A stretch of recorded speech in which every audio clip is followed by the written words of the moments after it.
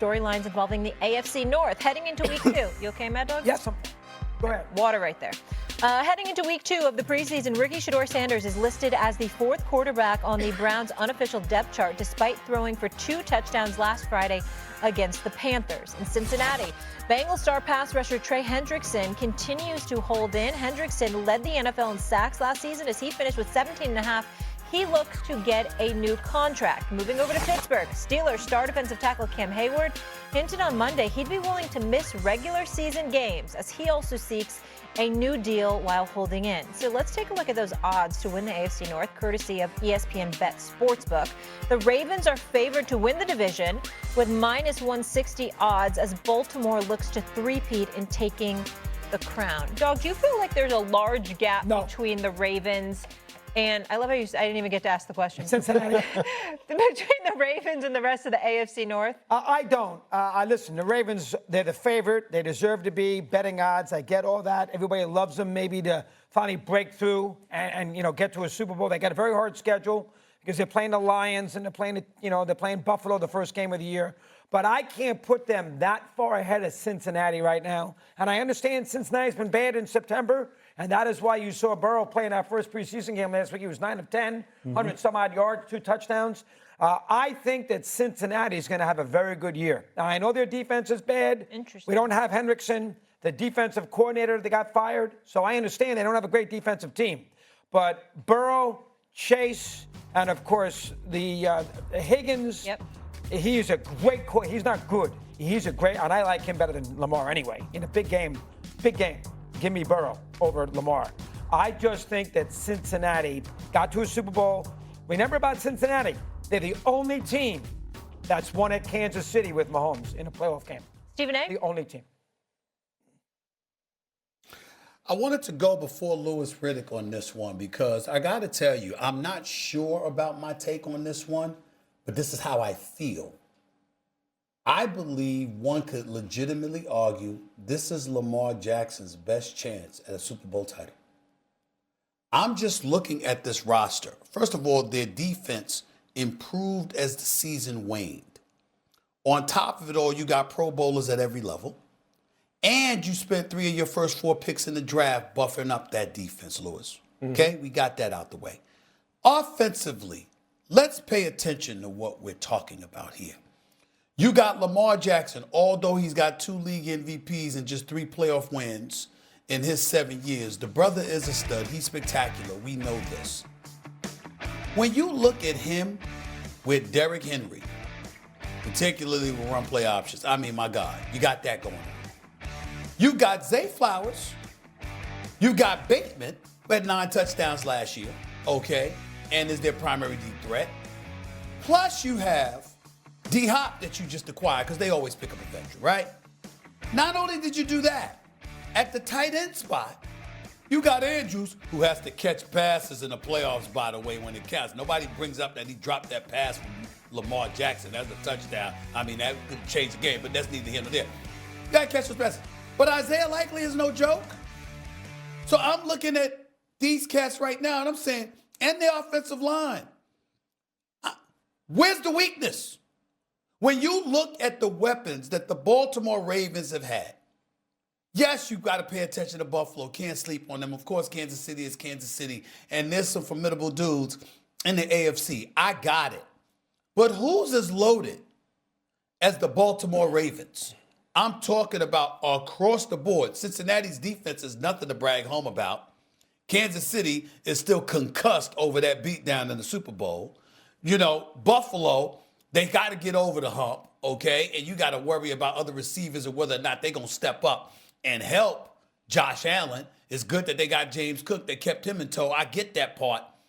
But nobody is as loaded across the board as Baltimore. I'm just saying I think this is the greatest chance and the most pressure, arguably, Lamar Jackson will have ever had in his career at a Super Bowl because everybody's looking at the Baltimore Ravens and they're saying, what the hell is the excuse now? I agree. Look, I think the gap in the North is significant between them and the rest of the division. They are big, physical up front on the offensive line. They are deep at running back and Keaton Mitchell comes back this year, which John Harbaugh told us a couple years ago, had Keaton Mitchell, or a year ago, that had Keaton Mitchell not got hurt, they would have made it to the Super Bowl. Right now, he blends perfectly with Derrick Henry. They're loaded at wide receiver. They're loaded at tight end when Isaiah comes back and he's healthy. They're loaded on the defensive line. They have They got one of the best young pass rushers in the draft in Mike Green to go along with Odafe Oweh and Broderick Washington and Justin Madubuike. I mean, they're just loaded. They've got one of the best linebackers in the NFL, the patrol in the middle. They've got the best safety maybe in the NFL in Kyle Hamilton.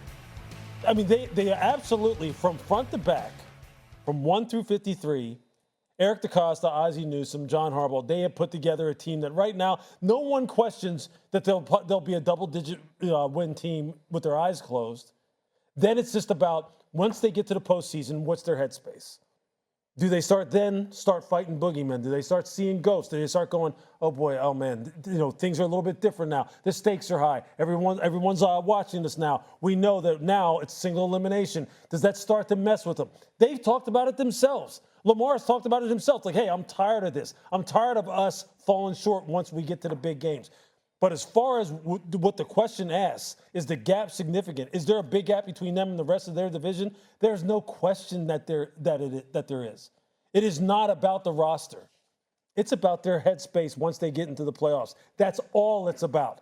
They can deal with any team in any venue, play the game however you want to play it. You want to play smash mouth? You want to throw the football around? You want to play in nickel? You want to play in sub? You want to play in base defense? We can play you however you want. It's just about the postseason for them now. That is it. There's nothing more you can do to this roster without making it a Pro Bowl team. There's nothing more you can do. The front office has done their job. The coaches got to do theirs, and the players ultimately got to show up when it matters the most. Especially the quarterback, who's not as good as the other three quarterbacks in that league, and Allen, Mahomes, and Burrow. He's got to be better than those three, and he's not. He hasn't been as good not in the postseason as those guys in the postseason. Oh, that's what's okay. That's when they counts. need him to be the most. That's what it But counts. I'll tell you what, his season last year was historical. That's where it counts? His Hold historical. on, Lewis. Postseason. No. Did you hear what he said? Yeah. Did you hear what he said? Yeah. I'm saying, did you hear what he said? That's where it counts, the postseason.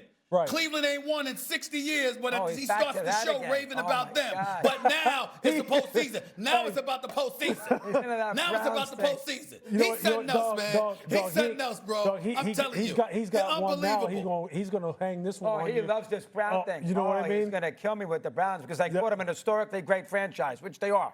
He's going to go crazy. But you, Lamar, in postseason play, you want to blame it all on Mark Andrews? No. Hey, look, there's plenty of blame to go around, and he has said himself, I'm tired of this happening. He's not absolving himself. No, I'm not saying he is. He's not. I'm not saying he is. He's not. But let's just put it let's talk about it the way it really is. Lamar had a historic season last year, a historic regular season by all accounts, and that includes Patrick, that includes Joe Burrow, that includes all the greats. He had a historic season. He did things no one else ever did. He's fine. But he's the least of their worries. But then was outplayed by Allen in the postseason. He's outplayed. Yes, he has Can been. we talk a little baseball, America's pastime? Yes, It is August. Yes. Okay, I got a quick take for you. Yes. The Brewers put it on Paul Skeens and last night in a 14-0 win. The victory makes it 11 straight for the Brew Crew. It's their second 11-game winning streak of the season. Milwaukee is just the third team to have multiple streaks of at least 11 wins since, you'll love this, World War II. I'll give you a better one in a minute. You want it? Oh, sure, I can't wait. All right, the first team since the 1935 Cubs to have two double-digit winning streaks in the same year in the same league, National League. Isn't that amazing? They are 49. How good are the Brewers? That's the question. Here's the stat for you. 49-16 over the last 65 games. 49-16. That is incredible. I mean, the Tigers were 35-5 that one year. That is unbelievable. But two quickies. One, teams that have been that great over 65 games, the last 10 have not won a World Series. And two, they don't have any great players. Great players, as you know, win in sports. They don't have a great player on their team. So I think they're vulnerable in a Stephen A., can you get my guy on this show one day? Can you get my boy Fernando Tatis on here? That's the dude. Unless you're not talking about him, I don't want to hear about it. 'Cause that's the guy. That's the guy. Can you get him in here, please? Listen, and let me tell you something right now. Anytime, I will say this, Doggy, Milwaukee has been sensational, no question about it. They've been very impressive, but I got to tell you something right now. In their run production, I think they've scored, Dougie, over the last weekend, like 70 runs in the last 12 games or something like that. I mean, they have just been unbelievable. But I will tell you this, what's great for baseball, Louis Riddick, and Doggy will co-sign this. If we get to see San Diego and the Dodgers in the postseason, that is a treat. It is always special to watch them going up against one another. 100%. Am I right, Doggy? You are right, and they're tied right now in the division. That would be interesting. We should be doing more baseball on this show. That's right. I just wanted to throw that in I don't there. understand how this happened. The Dodgers were supposed to have the bomb squad, and now they're struggling to win their own damn division. I'm like, what's up?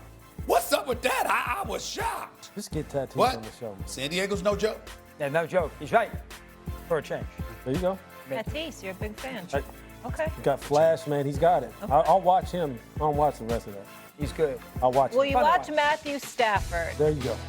Coming up, would Matthew Stafford missing time derail the Rams' Super Bowl hopes? Someone here says not so fast. And next, it's America's favorite segment. Right here. I hate you. Wait.